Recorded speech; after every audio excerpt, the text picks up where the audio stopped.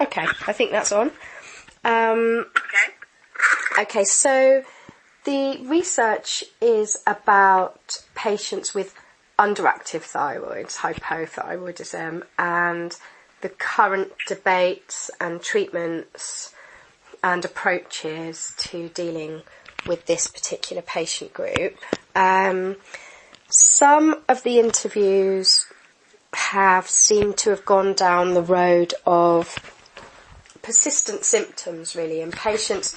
This idea that in the literature, and because of the number of sort of patient advocacy forums and groups, there seems to be this idea that despite treatment, a number of patients continue to live with some symptom burden with hypothyroidism. Some of the sort of themes have gone down the T4, T3, NDT debate. So I suppose it's typical, really, that I should start by just asking you where you sit within that debate and what your thoughts are, really, whether you are an advocate of T3, NDT, and what your thoughts are around that sort of subject area. So my thinking would be that I think there's certainly a group of patients who have an underactive thyroid gland for whatever reason, whether that's Hashimoto's or whether they've previously had surgery, who never feel quite well once they're on thyroxine. And my feeling would be that it's very difficult to know why that might be. Some people feel that it might be because perhaps they went to their GP feeling these symptoms already, and then mild changes in the thyroid hormone levels were seen, and they were put on thyroxine, and they still never feel well after that, and then it actually was never really the primary problem. Yeah. But I think that, having said that, even if that is the case, I think there's still quite a lot of people who might have felt okay for a while, but then didn't feel very well. And I think that it's a significant problem, because I think we encounter a lot of people who feel like that. So the kind of things that I would think about if I saw somebody like that is I would make sure that they are adequately replaced on thyroxine. So I usually aim for a TSH that's in the lower half of the reference range, so below 2 or 2.5. I would look for other causes of their symptoms. Yeah. So whether there is any other reason that might explain how they feel, particularly fatigue. Yeah. So I do quite a lot of tests to try and see if there's any other reason, and I would look for other autoimmune diseases that might coexist but have not been diagnosed as yet. So I do all of those things, and I do make inquiries about how life in general is for them. So, whether they're taking exercise, whether they're eating well, whether they have stress at home, be that financial or relationship stress or other stress, because I think all of those things are important and may play a part. And then if I've done all of that,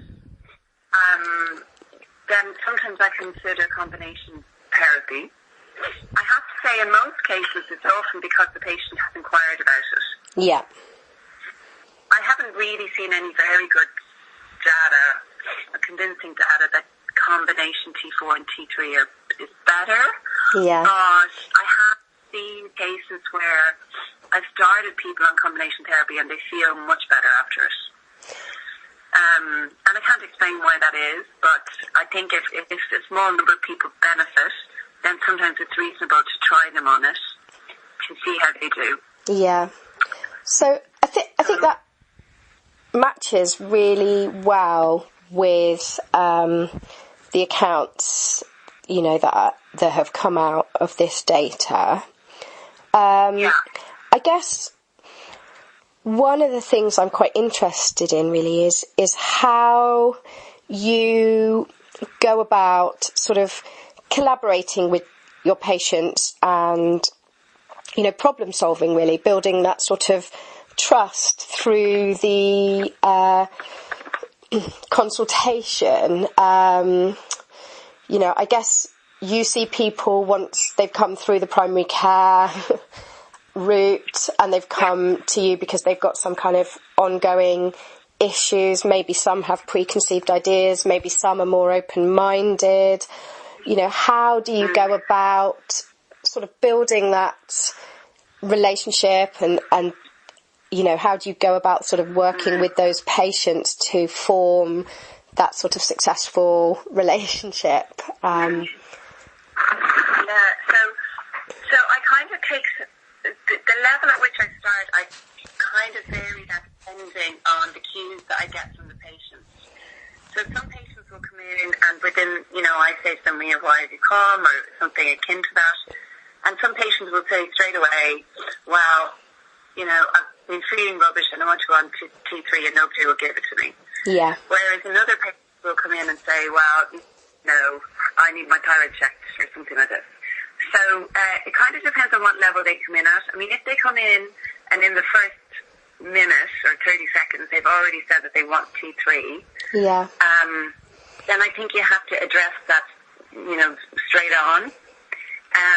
So if somebody comes in and they kind of pretty much are asking me to prescribe them T3, I just say to them, well, let's start from the start, and then I go through their whole history and examine them and go through all the results. And then I tell them pretty much what I've just told you in terms of some people don't feel well, we don't understand why, there are potentially many reasons.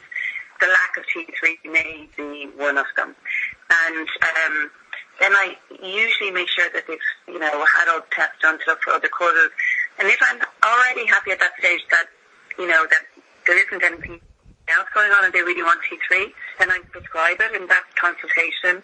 But most of the time, you know, they probably need some additional tests that we haven't done already. And then it would be the second consultation when they come back and we would do the T3. Yeah. But if somebody comes in and really they just want a second opinion on their thyroid condition, you know, after they've already possibly seen the GP for a while, then I'll do all of the same things, but I might not necessarily bring T3 up unless the patient specifically asked about it. Yeah. Or I might mention it at the end to say that, you know, some people advocate using combination therapy. But, you know, if the patient didn't specifically really want it, like they hadn't specifically asked about it, I might not necessarily prescribe it. A lot of my T3 prescription is from the patient, I have to say. And do you think that sort of the online community, you know, the information that people find online plays a large role in that cue to action for a lot of the patients? Yeah, I think that's huge. So I think, you know, people, because they're feeling well, they will obviously have been online. Yeah. And they may already come to me with very strong views about T3. Yeah. I mean, if they have strong views, it's usually in one direction, meaning that they want to try T3. And I also find that sometimes they expect a very hostile response, which I usually don't, you know, I don't give a very firm hostile response. Yeah. But they might have encountered that from other health professionals. So their guard is very much up, whereas I kind of have more, well, I think that I have more of an open view on it. Yeah. It's something I would at least discuss. But sometimes the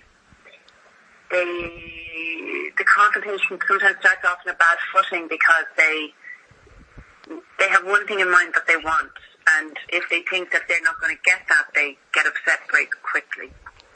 And what role do you think, you know, your role as a sort of information and education provider, do you think that comes into sort of breaking down those barriers, taking it back to that initial stage? You know, do you feel that you have the time and the resources to go back to the start with patients to really, you know, begin? Yeah. So, I mean, when I see somebody like this who has persistent symptoms, that's already going to be a long consultation, and I know that before they come in. So most of the time I know that. So the GP letter will probably say, please see Mary, she wants to know about T3. And then usually I know that consultation will take probably 45 minutes.